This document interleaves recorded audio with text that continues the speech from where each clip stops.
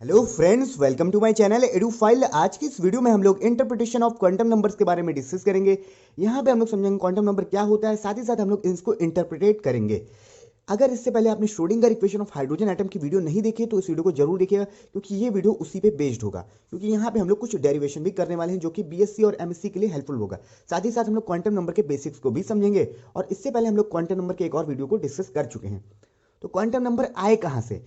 जैसा कि मैं आपसे कह रहा हूं, Schrodinger equation of hydrogen atom इससे पहले हम लोग डिस्कस कर चुके हैं। तो Schrodinger equation of hydrogen atom हमने सॉल्व किया था, तो हमें तीन इक्वेशन मिला था। उसके सोल्यूशन को फाइंड करने के लिए हमें तीन इक्वेशन मिला था। उन्हीं तीन इक्वेशन में हमें क्वांटम नंबर मिलता है। पहला क्वांटम नंबर को एन मिला, यानी कि प्रिंसिपल क्वांटम नंबर। दूसरा हमें मिला एल, यानी कि ऑर्बिटल क्वांटम नंबर। तीसरा हमको मिला एम एल, यानी मैग्नेटिक क्वांटम नंबर। और ये चौथा जो है ये हमें बाद में मिला। ये Schrodinger equation of hydrogen atom में नहीं मिला था हमको। तो ये आपने समझा कि तीन क्वांटम नंबर हमको कहां से मिले थे, जब हमने Schrodinger equation of hydrogen atom के प्रॉब्लम को सॉल्व किया था। अब देखिए, क्वांटम नंबर होता क्या, किस चीज को डिफाइन करता है? तो क्वांटम नंबर डिफाइन करता है एक इलेक्ट्रॉन को एटम में पूरी तरीके से डिस्क्राइब करता है।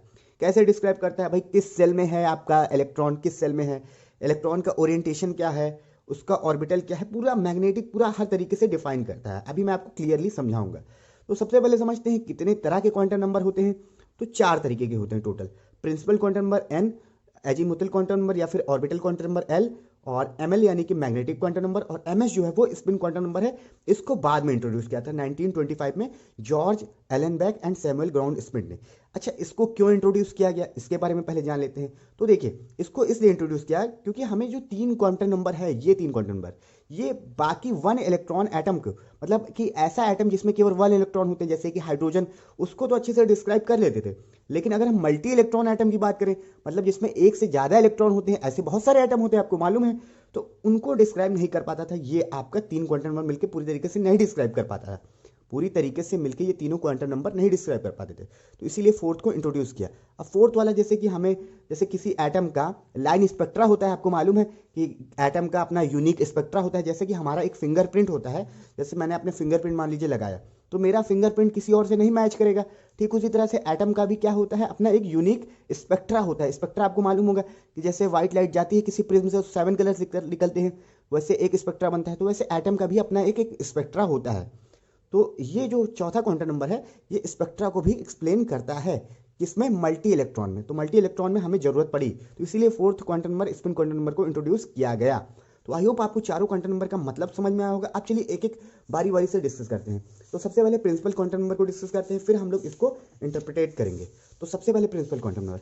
तो देखिए, प्रिंसिपल क्वांटम नंबर नाम से ही क्लियर है कि ये डिस्क्राइब करता है इलेक्ट्रॉन के शेल को, कि इलेक्ट्रॉन किस सेल में है, इलेक्ट्रॉन किस सेल में है एटम में। भाई एटम होता है, न्यूक्लियस होता है, आपको मालूम है। इस तरीके से न्यूक्लियस होता है, और न्यूक्लियस के अराउंड सेल होता है जिसमें हमारे इलेक्ट्रॉन रिवॉल्व करते हैं। तो किस सेल में है, ये प्रिंसिपल क्वांटम नंबर हमें बताता है। यहाँ पे प्रिंसिपल क्वांटम नंबर को एन से लिखा जाता है। एन की वैल्यू 1 2 3 डॉट डॉट डॉट इस तरीके से होती है।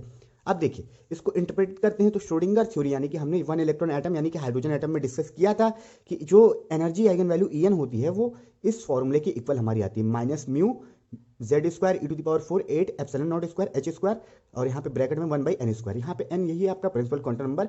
यहाँ पे एन की वैल्यू 1 रखिए, 2 रखिए, डॉट डॉट 3 रखिए, तो आपको एनर्जी आइगन वैल्यूज पता चलेंगी। तो इस तरीके से प्रिंसिपल क्वांटम नंबर हमें डिफाइन करता है इलेक्ट्रॉन किस सेल में है, और एनर्जी लेवल को भी डिफाइन करता है।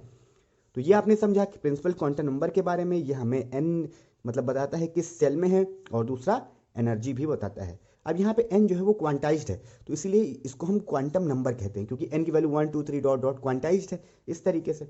तो ये आपने समझा कि यहाँ पे एन जो है वो क्या कर रहा है, क्वांटाइज कर रहा है टोटल एनर्जी को भी। तो इस तरीके से प्रिंसिपल क्वांटम नंबर होता है, इसको टोटल क्वांटम नंबर भी कहा जाता है।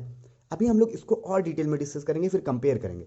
अब चलिए नेक्स्ट डिस्कस करते हैं एजीमुथल क्वांटम नंबर या फिर ऑर्बिटल क्वांटम नंबर, ये क्या चीज़ होता है, फिर इसको इंटरप्रेट करते हैं।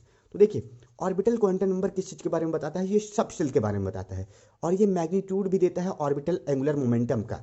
भाई हमें मालूम है कि इलेक्ट्रॉन जो होता है वो घूमता है ऑर्बिट में, तो उसका कुछ ना कुछ एंगुलर मोमेंटम होगा, तो उसके मैग्नीट्यूड को भी ये डिफाइन करता है ऑर्बिटल क्वांटम नंबर, इस तरीके से डिफाइन करता है। अभी हम लोग इसको इंटरप्रेट भी करने वाले हैं। तो चलिए सबसे पहले यहाँ पे अभी थोड़ा सा समझ लेते हैं इसके बेसिक्स को, फिर इसको डिस्क्राइब करते हैं। तो देखिए, जैसे कि मान लीजिए हमारे पास n इज इक्वल टू 1 है, प्रिंसिपल क्वांटम नंबर 1 है, मतलब पहले सेल में होगा इलेक्ट्रॉन इस तरीके से। तो मैं आपको बता दूं कि प्रिंसिपल क्वांटम नंबर को n से लिखा जाता है और ऑर्बिटल क्वांटम नंबर को l से लिखा जाता है। किससे लिखा जाता है? l से। तो अभी इन दोनों में रिलेशन समझते हैं थोड़ा सा। तो अगर n इज इक्वल टू 1 होता है तो l की वैल्यू हमेशा एक कम होती है इससे। एल की वैल्यू हमेशा क्या होती है? एक कम होती है। तो n इज इक्वल टू 1 के लिए l इज इक्वल टू कितना होगा? 0। अब देखिए जब भी 0 होगा, l इज इक्वल टू 0 होता है, तो वो जो होगा हमारा जो सब सेल होगा वो s होगा। कौन सा होगा? s होगा। तो ये आप याद रखिएगा कि l इज इक्वल टू 0 के लिए हमारा सबसेल जो होगा वो s होगा। तो यहाँ पे l इज इक्वल टू 0 है तो सबसेल s हो गया, और n इज इक्वल टू 1 है तो यहाँ पे 1s हो जाएगा। इस तरीके से हम लोग इसको डिस्क्राइब करते हैं। तो ये 1s के लिए हो जाएगा। अब देखिए for n is equal to 2, n is equal to 2 के लिए l की वैल्यू 0 भी हो सकती है, 1 भी हो सकती है, दोनों हो सकती है। हमें मालूम है कि एक कम होना चाहिए, तो 0 1 इस तरीके से हम लिख सकते हैं। ये दोनों में रिलेशन है, एक हमेशा कम होता है। तो देखिए यहाँ पे l इज इक्वल टू 0 है तो यहाँ पे क्या हो जाएगा? 0 के लिए हमेशा क्या होता है? s होता है। मैं यहाँ पे लिख देता हूँ for l is equal to 0, हमें s सबसेल हम लेते हैं। ये इस तरीके से आप समझिए, एस सबसेल हम लोग लेते हैं। तो एल इज इक्वल टू 0 के लिए एस, तो यहाँ पे 0 के लिए एस लेंगे, लेकिन एन कितना है? 2, तो 2s हो जाएगा। फिर यहाँ पे देखिए एल इज इक्वल टू 1 लेंगे, तो 1 के लिए हम क्या लेंगे? p। तो यहाँ पे मैं लिख देता हूँ एल इज इक्वल टू 1 के लिए हम लोग लेते हैं p, याद रखिएगा आप। तो यहाँ पे हो जाएगा 2 और 1 के लिए p, इस तरीके से। अब मान लीजिए n इज इक्वल टू 3 है हमारा, मतलब कि तीसरे सेल में इलेक्ट्रॉन है आपका, ये पहला सेल है, मान लीजिए दूसरा सेल, इसके बाद तीसरा सेल, इस तरीके से। तो n इज इक्वल टू 3 के लिए हमारा l इज इक्वल टू 0 1 2, एक कम होना चाहिए तो है 2 तक। तो देखिए यहाँ पे फिर यहाँ पे 3 आ जाएगा, यहाँ पे भी 3 आ जाएगा, यहाँ पे भी 3 आ जाएगा। 0 के लिए s होता है, 1 के लिए p होता है और 2 के लिए d हो जाएगा। तो l इज इक्वल टू 2 होगा तो आपका क्या होगा? d होगा, इसको भी याद रखिएगा। फिर n इज इक्वल टू 4 लेते हैं तो l is equal to 0 1 2 3 possible है, यहाँ पे 4s हो जाएगा, 4p हो जाएगा, 4d हो जाएगा, और 3 के लिए f होता है। l इज इक्वल टू अगर 3 है तो क्या होगा? f होगा। इस तरीके से आप इसको रिलेशन समझ चुके हैं आप, I hope, principal quantum number और ऑर्बिटल क्वांटम नंबर में। अब चलिए इंटरप्रिटेट करते हैं किसको? ऑर्बिटल क्वांटम नंबर को अच्छे से। तो देखिए हम लोग इस फॉर्मूले को ड्राइव करना चाहते हैं कि भाई ऑर्बिटल क्वांटम नंबर हमको पता चल गया किस चीज़ को डिफाइन करता है। वो हमें डिस्क्राइब करता है सबसेल के बारे में, जैसे कि s p d f, ये सब चीज़ें। अगर l0 है तो s सबसेल होगा, l1 है तो p सबसेल होगा, l2 है तो d सबसेल होगा, l3 है तो f सबसेल होगा। इस चीज़ के बारे में ऑर्बिटल क्वांटम नंबर डिफाइन करता है। तो अब हम ये मैग्नीट्यूड भी देता है ऑर्बिटल एंगुलर मोमेंटम का। किस तरीके से मैग्नीट्यूड देता है ये हम समझने वाले हैं। मतलब कि इलेक्ट्रॉन इस तरीके से ऑर्बिट कर रहा है ना, तो उसके एंगुलर मोमेंटम का मैग्नीट्यूड देता है, जो कि एंगुलर मोमेंटम हमारा एल है। L is equal to under root L, L plus 1। यहाँ पे एल जो है स्मॉल एल वो क्वांटम नंबर है, और ये कैपिटल एल है जो एंगुलर मोमेंटम है। एच अपॉन 2 पाई, एच जो है प्लैंक कांस्टेंट, 2 पाई आपको मालूम है। एल इज इक्वल टू 0 से लेके n-1 तक होता है, मतलब n से एक छोटी वैल्यू होती है, ये भी हमको मालूम है। अब चलिए इसको इंटरप्रेट करते हैं। तो Schrodinger equation of hydrogen atom हमने सॉल्व किया था, तो हमें 3 इक्वेशन मिले थे, जिसमें से हम लोग यहाँ पे रेडियल वाला इक्वेशन लेंगे। कौन सा इक्वेशन लेंगे? रेडियल वाला। तो रेडियल वाला इक्वेशन हम कुछ इस तरीके से यहाँ पे ले रहे हैं, रेडियल वाला इक्वेशन। तो अब देखिए यहाँ पे हम कुछ काम करना चाहते हैं। हमें क्या मालूम है? हमें मालूम है कि जो यहाँ पे एनर्जी होती है, टोटल एनर्जी जो होती है इस इक्वेशन में, यहाँ पे जो टोटल एनर्जी होती है वो किसके बराबर होती है? Kinetic energy plus potential energy के बराबर होती है। ये हम लिख सकते हैं। अब देखिए जब यहाँ पे इसके न्यूक्लियस के अराउंड इलेक्ट्रॉन रेवोल्यूशन कर रहा है, न्यूक्लियस के अराउंड क्या कर रहा है? इलेक्ट्रॉन रेवोल्यूशन कर रहा है, तो इसमें जो काइनेटिक एनर्जी होगी वो 2 तरह की होगी, एक ऑर्बिटल होगी और एक रेडियल होगी। एक ऑर्बिटल होगी और एक रेडियल होगी, 2 तरह की काइनेटिक एनर्जी यहाँ पे पाई जाएगी, ऑर्बिटल और रेडियल। तो यहाँ पे काइनेटिक एनर्जी को हम लोग लिख सकते हैं क्या? कि रेडियल, एक रेडियल होगी और दूसरी ऑर्बिटल होगी, इस तरीके से हम लोग लिख सकते हैं, और प्लस VR ये। अब इस वैल्यू को हम यहाँ पे सब्सटीट्यूट करेंगे एनर्जी के जगह पे, एनर्जी के यहाँ पे इस वैल्यू को चलिए करते हैं सब्सटीट्यूट। तो क्या हो जाएगा? 1/r² d/dr, यहाँ पे हो जाएगा r² dr/dr प्लस 8π² म्यू, और यहाँ पे हो जाएगा h²। अब एनर्जी के यहाँ पे हम लोग क्या लिख देंगे? यहाँ पे हम लोग लिख देंगे k radial plus k orbital, और यहाँ पे देखिए प्लस VR भी हम रखेंगे यहाँ पे E के यहाँ पे ये पूरी वैल्यू रखेंगे, तो प्लस VR से माइनस VR कैंसिल हो जाएगा। और यहाँ पे देखिए, यहाँ पे अगर हम इसको इससे मल्टीप्लाई कर दें, इसको इससे, तो यहाँ पे इसको सॉल्व करने के लिए, यहाँ पे लाने के लिए हमें क्या करना पड़ेगा? यहाँ पे माइनस इससे ऊपर नीचे मल्टीप्लाई करना पड़ेगा, इसको ऊपर एक बार, इसको नीचे, इस तरीके से। अगर हम इसको भी ब्रैकेट में शामिल करना चाहते हैं तो ये ब्रैकेट के बाहर है, अगर इस ब्रैकेट के अंदर लाना चाहते हैं तो हमें इसके अपोजिट में मल्टीप्लाई करना होगा, h² 8π² म्यू से अपोजिट में मल्टीप्लाई करना होगा, l प्लस 1/r², और bracket close, r is equal to 0। इस तरीके से ही होगा, ये r जो है वो ब्रैकेट के बाहर है और पूरे इक्वेशन के इक्वल 0। इस तरीके से हमने इसको सॉल्व किया है। आई होप आपको क्लियर होगा ये ब्रैकेट के अंदर कैसे गया। तो अब देखिए ये आपको क्लियर है। अब देखिए जो हमने लिया है वो रेडियल इक्वेशन लिया है। कौन सा इक्वेशन लिया है? रेडियल। तो यहाँ पे जो ऑर्बिटल इक्वेशन होगा इसको क्या होना चाहिए? कैंसिल होना चाहिए, यहाँ से हटना चाहिए। तो इसको कैंसिल होने के लिए किसके बराबर होना चाहिए? ये इसके अगर इक्वल हो गया तो ये और ये कैंसिल होकर जीरो हो जाएगा। तो यहाँ पे हमने लिया रेडियल इक्वेशन, यहाँ पे हमने कौन सा इक्वेशन लिया है? Radial equation. तो इसको क्या होना पड़ेगा? कैंसिल होना पड़ेगा। ऑर्बिटल पार्ट को क्या होना पड़ेगा? कैंसिल होना पड़ेगा। तो ऑर्बिटल पार्ट को कैंसिल होने के लिए इसके बराबर होना चाहिए, तभी तो ये वाला इससे कैंसिल हो पाएगा। तो यहाँ पे लास्ट टू टर्म जो होगा वो क्या होना चाहिए? कैंसिल होना चाहिए। लास्ट टू टर्म्स जो हैं वो हमारे क्या होने चाहिए? कैंसिल होना चाहिए। अभी आपको पूरा समझ में आएगा। ये देखिए, जब ये चीज़ है तो यहाँ पे ये प्लस होगा, तभी तो एक दूसरे से कैंसिल होगा इस तरीके से। तो हम के ऑर्बिटल को लिख सकते हैं इसके बराबर एक तरीके से। जब इसके बराबर ये होगा तभी तो इससे कैंसिल होगा। लास्ट टू टर्म को कैंसिल होना पड़ेगा। रेडियल इक्वेशन है क्योंकि ये हमारा, तो ऑर्बिटल का क्या काम यहाँ पे? जब रेडियल इक्वेशन है तो इसको कैंसिल होना पड़ेगा। तो देखिए यहाँ पे, तो इससे हम क्या लिख सकते हैं कि ऑर्बिटल जो होगा हमारा वो हो जाएगा H square divided by 8 pi square mu and L L plus 1 by R square. ये हम ये ड्राइव करने वाले हैं इस फॉर्मूले को। तो ये आपको क्लियर है। अब ये हमने यहाँ पे ड्राइव कर लिया। अब हमें मालूम है कि बोर्स मॉडल से हम लोग पढ़ चुके हैं कि एंगुलर मोमेंटम जो होता है वो होता है म्यू वी आर। म्यू जो है आपका रिड्यूस्ड मास है, यहाँ पे भी म्यू का मतलब रिड्यूस्ड मास है। तो ये आप लिख सकते हैं इस तरीके से। यहाँ पे आप लोग एम वी आर डायरेक्टली पढ़े होंगे, तो यहाँ पे हम लोग रिड्यूस मास यूज़ करेंगे। मास के यहाँ पे हम लोग म्यू यूज़ करेंगे, रिड्यूस मास। इस तरीके से आप लोग याद रखिएगा। तो ये हमने यूज़ किया। अब देखिए के ऑर्बिटल को हम लोग लिख सकते हैं 1/2 म्यू वी स्क्वायर, क्योंकि मास इंटू वेलोसिटी का स्क्वायर होता है काइनेटिक एनर्जी, आप लिख सकते हैं। तो इस तरीके से हमने इसको लिखा है। अब चलिए कुछ करते हैं सब्स्टिट्यूशन। हम लोग क्या करेंगे? वी की जगह पे एल बाई म्यू आर लिख सकते हैं। हम लोग लिख सकते हैं वी की जगह पे एल बाई म्यू आर, इस तरीके से लिख सकते हैं हम लोग ये चीज़। वी की जगह पे क्या लिख सकते हैं? L by mu R. तो यहाँ पे मैं नीचे लिख देता हूँ। तो यहाँ पे हो जाएगा 1/2 म्यू, और वी की जगह पे एल बाई म्यू आर रखेंगे तो वी स्क्वायर है तो हो जाएगा L by mu square R square. एक म्यू से एक म्यू कैंसिल हो जाएगा तो हो जाएगा 1/2 L square mu R square, इस तरीके से। और ये हमारा के ऑर्बिटल आया है। अभी के ऑर्बिटल हमारा क्या आया है? 1/2 L square mu R square, ये आया। तो आई होप ये आपको क्लियर होगा। अब के ऑर्बिटल की वैल्यू जो है वो इसके इक्वल है, इस तरीके से। तो दोनों को इक्वल कर सकते हैं हम, दोनों को आपस में इक्वल कर सकते हैं। तो 1/2 L square mu R square is equal to this value H square 8 pi square mu and L plus 1 R square, L plus 1 divided by R square. ये अब यहाँ पे देखिए, म्यू से म्यू कैंसिल हो जाएगा, आर स्क्वायर से are square cancel हो जाएगा, और 2 1 ज़ा 2 4 ज़ा 8 हो जाएगा ये यहाँ पे। तो आपका क्या आ गया? L square is equal to H square divided by 4 L L plus 1, ये आ गया। अब इसको सॉल्व करिए तो एल इज इक्वल टू कितना हो जाएगा? एल इज इक्वल टू हो जाएगा under root L L plus 1 हो जाएगा यहाँ पे, और एच स्क्वायर की वैल्यू हो जाएगी आपकी, एच स्क्वायर की वैल्यू हो जाएगी एच, और 4 की हो जाएगी 2, तो h/2 हम लिख सकते हैं। और मैं यहाँ पे पाई स्क्वायर को कैसे भूल सकता हूँ? तो यहाँ पे पाई स्क्वायर आप लिख दीजिए, और यहाँ पे हो जाएगा 2 पाई, वही 4 पाई स्क्वायर का अंडर रूट 2 पाई हो जाता है। स्क्वायर से इधर आएगा, अंडर रूट हो जाएगा।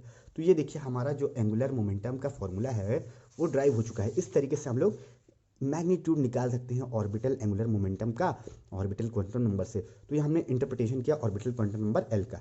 आई होप आपको ये क्लियर होगा अच्छे से। अब चलिए नेक्स्ट हम लोग डिस्कस करते हैं मैग्नेटिक क्वांटम नंबर, और वो किस चीज़ को डिफाइन करता है इसको जानते हैं।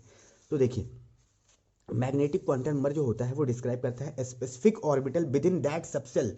उस सबसेल में क्या करता है? सबसेल क्या होता है? SPDF, ये सब सबसेल होता है। हम लोग यहाँ पे डिस्कस कर चुके हैं कि ये हमारा ये सबसेल है, S है, P है, D है, F। तो सबसेल को कौन डिफाइन करता है? L डिफाइन करता है। अब स्पेसिफिक ऑर्बिटल को कौन डिफाइन करता है सबसेल में? वो मैग्नेटिक क्वांटम नंबर करता है। कौन करता है? Magnetic quantum number. देखिए समझिए, जैसे समझिए यहाँ पे देखिए n इज इक्वल टू 1 के लिए L इज इक्वल टू 0 होता है, और जब L इज इक्वल टू 0 होता है तो ML इज इक्वल टू भी कितना होगा? वो 0 होगा। क्यों 0 होगा? मैं बताता हूँ आपको। क्योंकि इसका फॉर्मूला ही यही होता है। ML जो होता है वो -L से लेके +L तक होता है। ML जो होता है वो -L से +L के तक होता है। तो देखिए जैसे यहाँ पे L is equal to 1 consider करते हैं, थोड़ी देर के लिए मान लेते हैं। तो ML जो होगा वो -1 होगा एंड 0 होगा और +1 होगा। इस तरीके से हम लोग लेते हैं, -1 0 1, इस तरीके से लेते हैं। तो आप समझिए यहाँ पे जैसे कि P है, P ऑर्बिटल है, तो यहाँ पे कितने हैं? 3 ही तो होंगे। ये PX PY एंड PZ, इस तरीके से तो होंगे 3, PX PY PZ। तो यही चीज़ तो बताता है मैग्नेटिक क्वांटम नंबर कि सबसेल में विद इन स्पेसिफिक ऑर्बिटल को डिफाइन करता है। ऑर्बिटल मतलब कि जैसे कि एस में कितना ऑर्बिटल हुआ, एक ऑर्बिटल। पी में कितने ऑर्बिटल होते हैं, 3 ऑर्बिटल होते हैं। डी में कितने होते हैं, 5 ऑर्बिटल होते हैं। ये सब आपको क्लियर होना चाहिए, 11th में आप लोग ऑलरेडी पढ़ चुके होंगे। तो ऑर्बिटल के बारे में डिफाइन करता है मैग्नेटिक क्वांटम नंबर। तो चलिए यहाँ पे डी के बारे में भी डिस्कस कर लेते हैं। जैसे डी है यहाँ पे, तो डी में कितने होंगे हमारे, 5 होंगे। कितने होंगे, 5। इस तरीके से 5 होंगे। तो इसको भी आप याद रखिएगा, कैसे 5 होंगे इसको भी डिस्कस करते हैं। तो देखिए जैसे मान लीजिए 2 को हमने कंसीडर किया, L is equal to 2 consider किया है हमने, तो क्या होगा यहाँ पे एम एल की वैल्यू जो होती है वो माइनस से प्लस के बीच में होती है। तो एम एल की वैल्यू यहाँ पे हो जाएगी -2 -1 0 +1 +2। इस तरीके से देखिए कितनी वैल्यूज आई, 5 वैल्यूज आई ना। तो ये आप याद रखिएगा कि एम एल जो होता है वो स्पेसिफिक ऑर्बिटल को डिस्क्राइब करता है विद इन दैट सबसेल, उस सबसेल में। ये चीज़ हमने समझा मैग्नेटिक क्वांटम नंबर को। आई होप क्लियर होगा आपको ये। अब इसके बारे में, इसके इंटरप्रिटेशन को चलिए समझते हैं। कैसे समझेंगे इसको हम लोग डिस्कस करते हैं, और इस फॉर्मूले का डेरिवेशन भी करेंगे हम लोग। ये एक स्पेसिफिक डायरेक्शन में एंगुलर मोमेंटम को, ऑर्बिटल एंगुलर मोमेंटम को डिफाइन करता है। कैसे, इसको समझने वाले हैं, आप ध्यान से समझिएगा इस टॉपिक को। तो देखिए कैसे डिफाइन करता है। हमें मालूम है कि जो इलेक्ट्रॉन होता है वो अपने आप में एक चार्ज होता है। क्या होता है, एक चार्ज, और वो रोटेट करता है तो एक करंट लूप की तरह होता है। भाई जब चार्ज रोटेट करता है, मूव करता है, तो एक करंट लूप की तरह होता है। और हम जानते हैं moving charge creates electricity, and moving charge create electricity as well as magnetic field. तो एक तरीके से ये मैग्नेटिक डाइपोल की तरह भी बिहेव करता है। ये हमारा जो चार्ज होता है वो मैग्नेटिक डाइपोल की तरह भी बिहेव करता है, क्योंकि ये न्यूक्लियस के अराउंड मूव कर रहा है। तो आपने ये समझा, ये मैग्नेटिक डाइपोल की तरह बिहेव करेगा, एक माइन्यूट मैग्नेटिक डाइपोल की तरह बिहेव करेगा हमारा इलेक्ट्रॉन। ये आपने समझा। अब देखिए अगर हम इसको एक्सटर्नल मैग्नेटिक फील्ड में रख दें तो क्या होगा, तो इसका कुछ ना कुछ मैग्नेटिक पोटेंशियल एनर्जी होगा। और मैग्नेटिक पोटेंशियल एनर्जी किस पर डिपेंड करेगा, इसके मैग्नेटिक मोमेंट पर डिपेंड करेगा, इसके मैग्नेटिक मोमेंट के डायरेक्शन पर डिपेंड करेगा। इस तरीके से इस पर डिपेंड करेगा। तो इसका मैग्नेटिक मोमेंट का डायरेक्शन किस पर डिपेंड करेगा, ऑर्बिटल एंगुलर मोमेंटम पर डिपेंड करेगा। किस पर डिपेंड करेगा, ऑर्बिटल एंगुलर मोमेंटम पे। तो अगर हम मान लेते हैं कि हमारा orbital angular momentum particular Z direction में है, किस डायरेक्शन में, जेड डायरेक्शन में, तो हमारा जो वो हो जाएगा LZ हो जाएगा, यानी कि ऑर्बिटल एंगुलर मोमेंटम LZ होगा, ml/2π होगा। देखिए फिर से समझिए, मैंने आपको बताया कि ये जो चार्ज है वो एक तरीके से करंट लूप की तरह बिहेव करेगा। यानी कि करंट है तो मैग्नेटिक भी होगा, तो ये मैग्नेटिक डाइपोल की तरह बिहेव करेगा। अब मैग्नेटिक डाइपोल की तरह ये बिहेव करेगा तो हम इसको एक्सटर्नल मैग्नेटिक फील्ड में भी रख सकते हैं। मान लीजिए हमने इसको एक्सटर्नल मैग्नेटिक फील्ड में एटम को रखा है, किसी एटम को एक्सटर्नल मैग्नेटिक फील्ड में रखा, तो एक्सटर्नल मैग्नेटिक फील्ड में जो हम रखेंगे तो क्या होगा, इस पर कुछ ना कुछ मैग्नेटिक पोटेंशियल एनर्जी अप्लाई होगा। क्या अप्लाई होगा, magnetic potential energy. Magnetic potential energy is depend upon magnetic moment. किस पर डिपेंड करता है, मैग्नेटिक मोमेंट पर डिपेंड करता है मैग्नेटिक पोटेंशियल एनर्जी। जब हम इसको रखेंगे एक्सटर्नल फील्ड में तो इसका कुछ ना कुछ मैग्नेटिक पोटेंशियल एनर्जी होगा, वो मैग्नेटिक मोमेंट पर डिपेंड करेगा। और जो मैग्नेटिक मोमेंट होता है वो किस चीज़ पर डिपेंड करता है, वो डिपेंड करेगा इसके ऑर्बिटल एंगुलर मोमेंटम पे। भैया किस मोमेंटम से ये आपका ऑर्बिट कर रहा है उस पर डिपेंड करेगा ये मैग्नेटिक मोमेंट। तो इस तरीके से आपका जो LZ होगा, मान लेते हैं कि अगर हमारा ऑर्बिटल एंगुलर मोमेंटम की जो डायरेक्शन है उसी डायरेक्शन के हिसाब से ये डिपेंड करेगा। तो LZ मान लेते हैं Z डायरेक्शन के अलाउंग है, तो LZ is equal to ml into h/2π। यहाँ पे ml जो है वो मैग्नेटिक क्वांटम नंबर है आपका, और ये आपने जान चुके हैं कि कहाँ से कहाँ तक होगा। तो आई होप ये भी आपको अच्छे से क्लियर होगा। अब हम लोग लास्ट टॉपिक डिस्कस कर लेते हैं जो हमारा है स्पिन क्वांटम नंबर। कौन सा टॉपिक है, स्पिन क्वांटम नंबर। तो चलिए डिस्कस करते हैं शॉर्ट में जल्दी से। देखिए स्पिन क्वांटम नंबर क्या होता है कि ये हमारे spin angular momentum of an electron को डिफाइन करता है।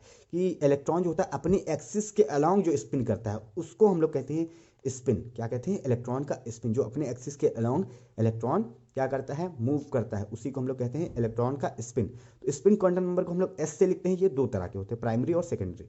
प्राइमरी और सेकेंडरी। तो देखिए स्पिन क्वांटम नंबर ये होता है हमारा, और ये हमारे स्पिन एंगुलर मोमेंटम को, मैग्नीट्यूड को भी डिफाइन करता है। जैसे हमारा ये इस तरीके से मैग्नीट्यूड को डिफाइन कर रहा था orbital quantum number LL+1 h/2π, वैसे ये भी मैग्नीट्यूड को डिफाइन करता है। सिमिलरली आप कह सकते हैं। ठीक उसी तरह से अगर हम लोग पर्टिकुलर ओरिएंटेशन देखते हैं एक्सटर्नल मैग्नेटिक फील्ड में, तो SZ is equal to MS h/2π होगा, जिसको मैं ऑलरेडी यहाँ पे डिस्कस कर चुका हूँ। सिमिलर होगा, इस तरीके से सिमिलर होगा, ये आप याद रखिएगा। अब चलिए स्पिन के कॉन्सेप्ट को समझते हैं। ये जो MS होगा वो आपका सेकेंडरी होगा, और S जो होगा वो प्राइमरी स्पिन क्वांटम नंबर होगा।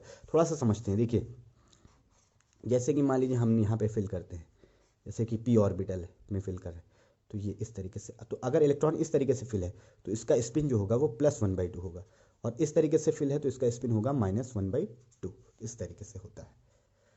ये आई होप आपको क्लियर होगा स्पिन क्वांटम नंबर। इससे पहले हम लोग ऑलरेडी इसके बारे में शॉर्ट में डिस्कस कर चुके हैं क्वांटम नंबर की वीडियो में, मैं उसको लिंक आपको डिस्क्रिप्शन में दे दूंगा। आई होप ये वीडियो आपको अच्छे से क्लियर होगा। आगे की वीडियोस में हम लोग एटॉमिक स्पेक्ट्रा और मॉलिक्यूलर स्पेक्ट्रा के और भी टॉपिक को डिस्कस करेंगे। वीडियो देखने के लिए थैंक यू सो मच।